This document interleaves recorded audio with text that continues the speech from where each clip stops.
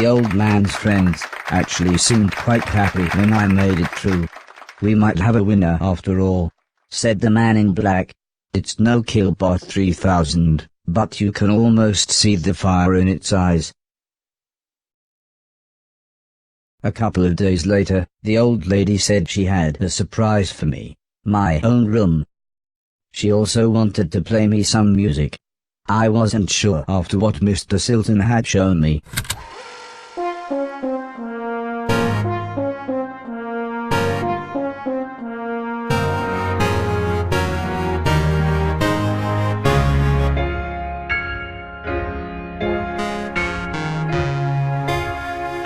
As if music wasn't amazing enough, the old lady then bought me a television set. I couldn't believe what I saw. I watched everything I could. Comedy, drama, horror, sci-fi. Anything anyone wanted to watch I would happily watch with them. Then one day, the old man set up a small box. He plugged some cables into the television and said, "This is what I meant when I said video games."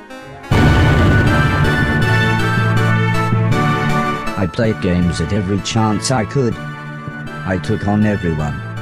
I was unstoppable. I had enjoyed music, film, and television. But to me, video games really were the highest art form.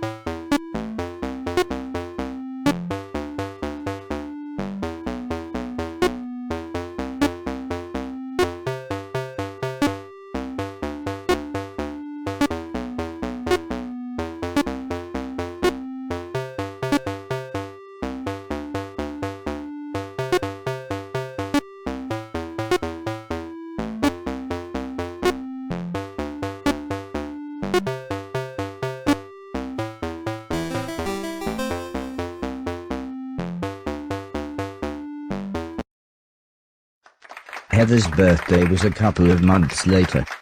Her mum and dad had bought her a camera and arranged a day out by the sea so that Heather could take some photos, although I really don't think she wanted any pictures of me.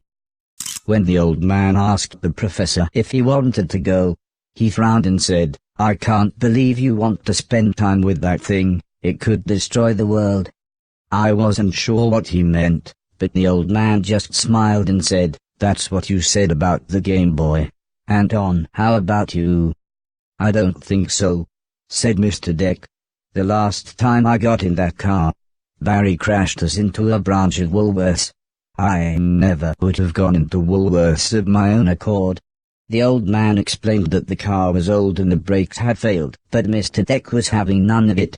So Mr. Silton drove, and Alice came along for the fresh air.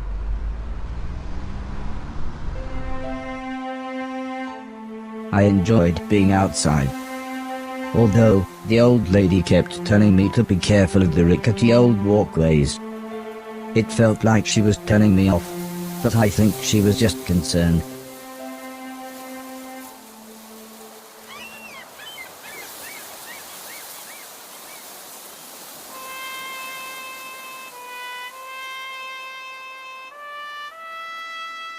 As the old man and I stood on the cliff tops, I could see something in the distance. I wasn't sure what it was, so I asked the old man. He said it was a battleship that had sunk in the 1940s. But he looked so sad when he spoke about war.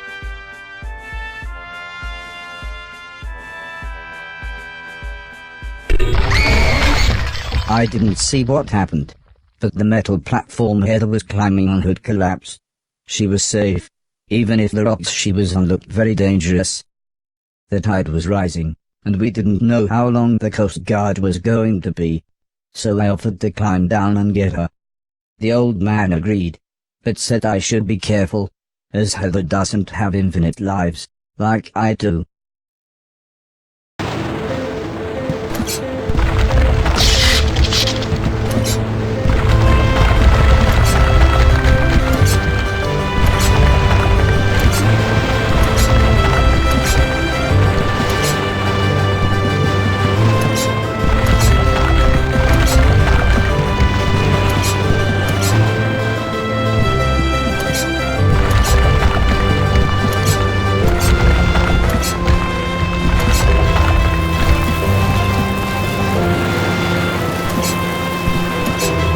Heather was unconscious, and her leg was broken.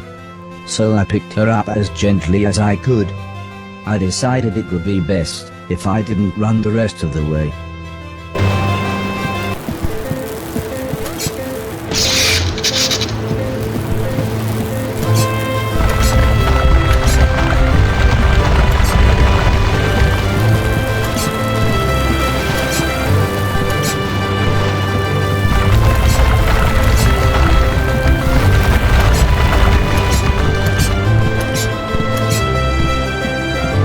An ambulance had arrived by the time I had made it back to the cliff top. The medics made sure Heather was okay, and then took her off to hospital. A few days later, we all went to see how she was doing.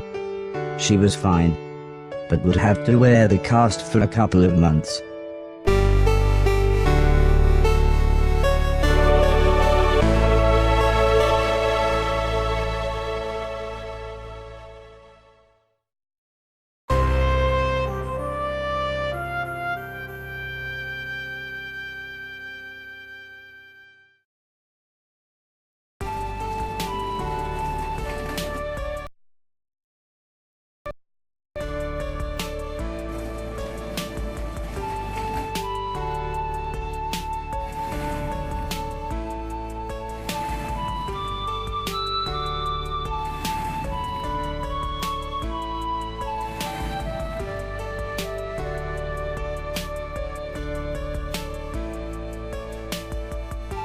Once Heather got to know me, we became good friends. We enjoyed the same films and TV. She was also annoyingly good at some of my favorite games. After a while, she became very interested in how I worked. Soon she knew as much about me as the old man did, if not more.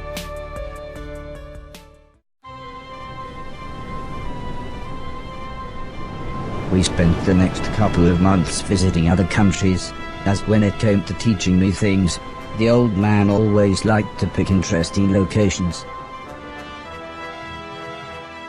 He had explained the basics of mathematics to me at the Great Pyramid of Egypt. Taught me history in the dead of night, surrounded by mysterious giant stones.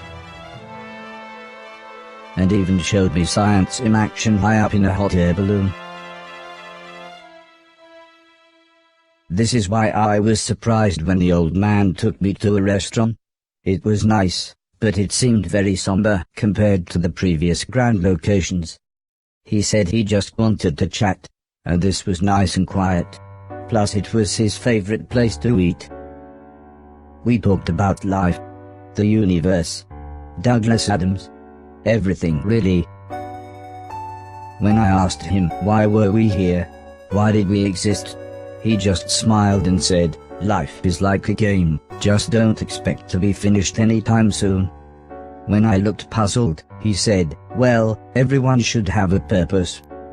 So I asked him, what's my purpose? He thought for a bit, then said, so you want to be a real boy? Which just confused me even more. Eventually the old man said, for now, I want you to help clean things around the house. I must have looked unimpressed, as he then said, okay, I want you to clean 1,000,000 things. It didn't sound like the meaning of life, but I suppose you've got to start somewhere.